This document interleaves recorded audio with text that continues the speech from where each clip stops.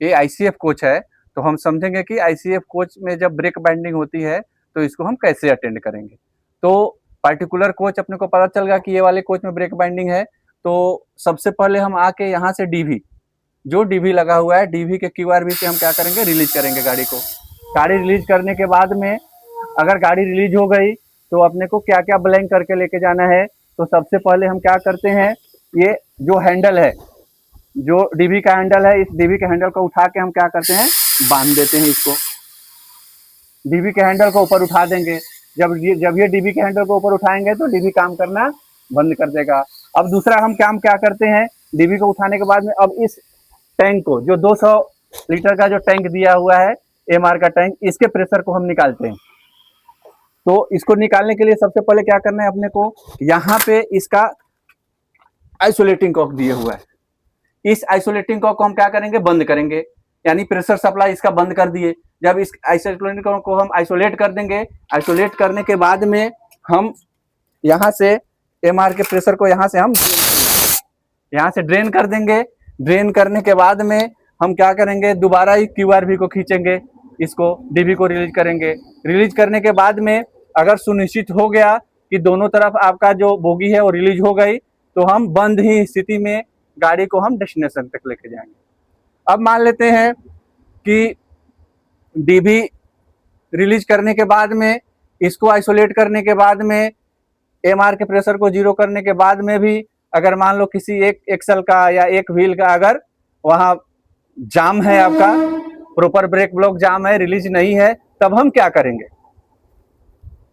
अब मान लो कि वहां से रिलीज करने के बाद में रिलीज नहीं हुआ, तो अगर मान लो कि इस बोगी को आइसोलेट करना है, ये अभी रिलीज नहीं हुई है, तो यहाँ पे देखो बोगी आइसोलेटिंग कॉक दिए हुआ है, यहाँ से आपको अंदर आना है और इस बोगी को आइसोलेट कर देना है। जब ये आप आइसोलेट करोगे तो ब्रेक सिलेंडर से और यहाँ तक का जितना भी प्रेशर रहेगा इसके थ्रू बाहर निकल जाएगा और गाड़ी आपकी रिलीज हो जाएगी।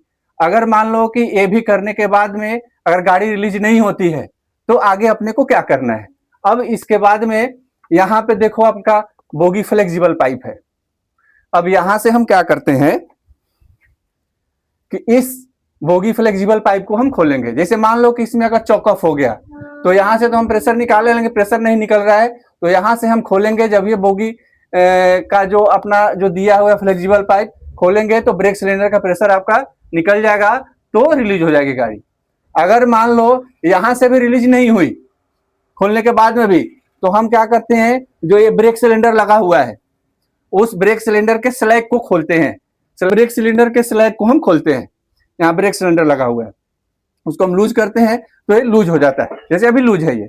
अगर वहां से भी अगर नहीं होता है, तब हम क्या करते हैं, यहाँ जो ब्रेक बीम का जो पिन दिए हुआ है, ये वाला पिन दिए हुआ है, इस पिन को हम क्या करते हैं, निकालते हैं, और निकालने के बाद में हम गाड़ी को रिलीज कर देते हैं। और रिलीज करने के बाद में हम फिर पिन को लगा देंगे या तार से बांध देंगे कि रूट में हैंगिंग नहीं हो, और इसको हम डेस्टिनेशन पे लेके जाएंगे।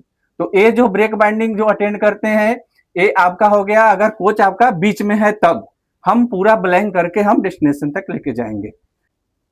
ये तो जो मैं बताया वो पूरे गाड़ी का। अगर ये कोच बीच में है तब हम पूरे कोच को हम ब्लैंक करेंगे। लेकिन अगर मान लो लास्ट व्हीकल है, तो लास्ट व्हीकल में हम क्या करते हैं, पूरे हम कोच को ब्लैंक नहीं करते हैं, कम से कम एक बोगी को हम वर्किंग में लेके जाएंगे।